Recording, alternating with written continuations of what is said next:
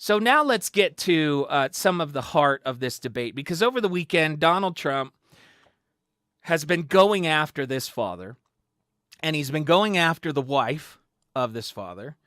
And because of that, the cons have been on all of the different media outlets responding. Donald Trump's first response is, how do I say this? It's pathetic.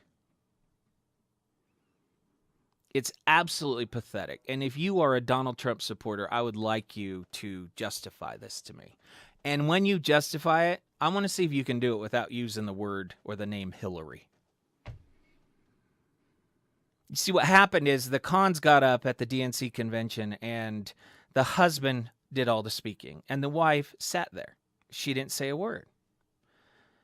And this is what Donald Trump had to say about that. His wife, if you look at his wife, she was standing there. She had nothing to say. Maybe she wasn't allowed to have anything to say.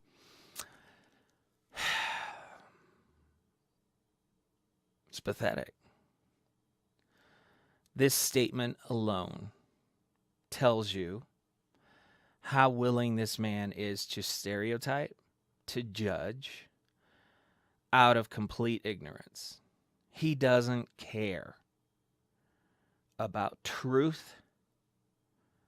He doesn't care about what is right. Listen to it again. Now, she took the stage. This is a mother who lost her son in 2004 to an attack, a suicide attack. And she did not speak. And what does Donald Trump say? His wife, if you look at his wife, she was standing there. She had nothing to say. Maybe she wasn't allowed to have anything to say. Maybe she wasn't allowed to say anything. Wow. That is so pathetic. I cannot even express it to you. Now, the mother has been asked, why didn't she speak? She said, my husband begged me to speak. And she said, I'm just still too emotional about the loss of my son and this issue. I can't do it. She was offered the opportunity to speak, but she just couldn't talk about her son in front of all those people. But Donald Trump, in his infinite wisdom and greatness, and in returning this country to greatness, is going to look at her, and what facts does he have? She's Muslim, and she's attacking him. That's all he knows. Oh, and that her son died protecting our nation. So with those three things in mind, this is what you get. His wife, if you look at his wife, she was standing there. She had nothing to say. Maybe she wasn't allowed to have anything to say.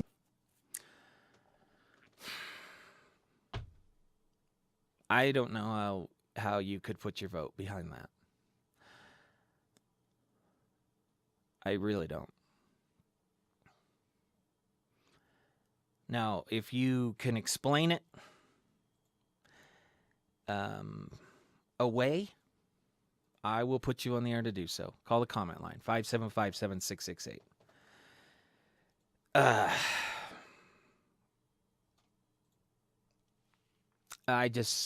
It's amazing. Now, the Gold Star families, these are families who lost loved ones in military conflict.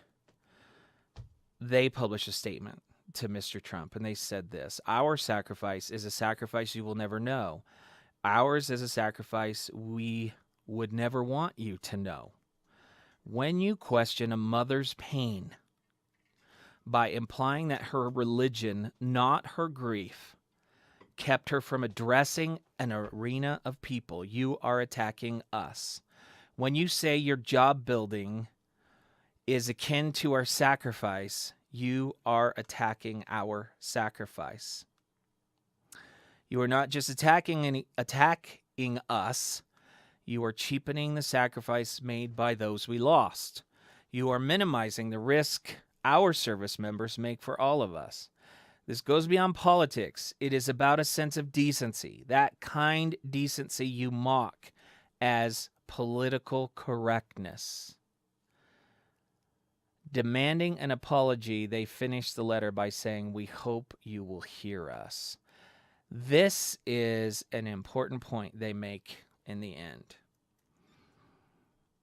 Decency is different than political correctness. But those people who support this man say how refreshing it is that he doesn't play into political correctness. He makes the statements all the time.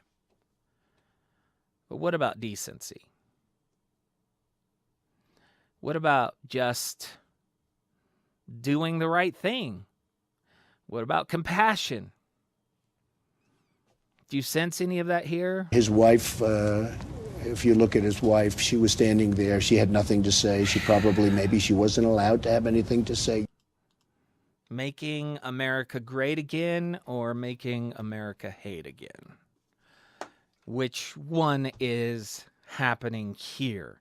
Now, it started with Donald Trump going after the mother. Then he goes after the father. And there is embedded in this from the statement of the Gold Star families, the idea that Donald Trump has not sacrificed. I will take issue with that statement, and I will defend Donald Trump a little bit on that coming up. Donald Trump's first response, go after the wife. Then he goes after the father in a tirade of tweets. And he makes some interesting points here, and he is so close to where he should be, but so far away. It's very sad to me. He said, "Am I not allowed to respond?" This is a tweet yesterday morning. He said, "Hillary voted for the Iraq war, not me." In other words, suggesting that the Khan's son was fighting a war he didn't vote for and that Hillary did vote for. Trump issued a statement praising Captain Khan as a hero and saying the real problem is radical Islamic terrorists who killed him.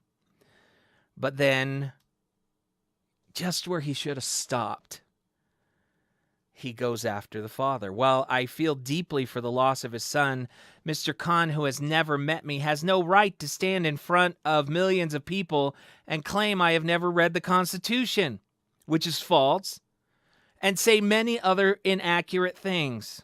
Donald Trump standing up saying you have no right to accuse somebody you've never met or known about things?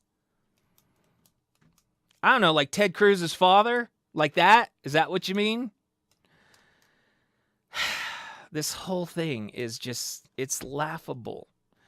All Mr. Trump had to do, and there were plenty of opportunities here to turn this into a win. He started out by saying, why are the Khans attacking me? They should be attacking Hillary, who sent their son to war.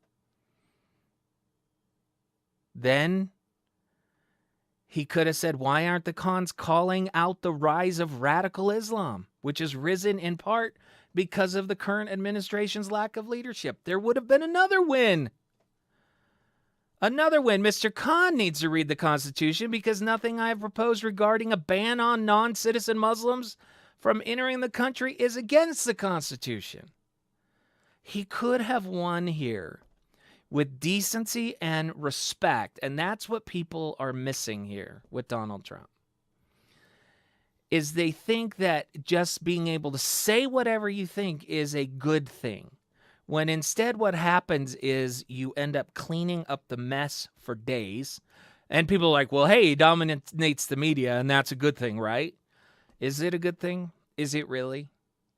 I love that statement, again, made by these family members of fallen soldiers, saying Mr. Trump does not understand the difference between decency and those things that he mocks as political correctness.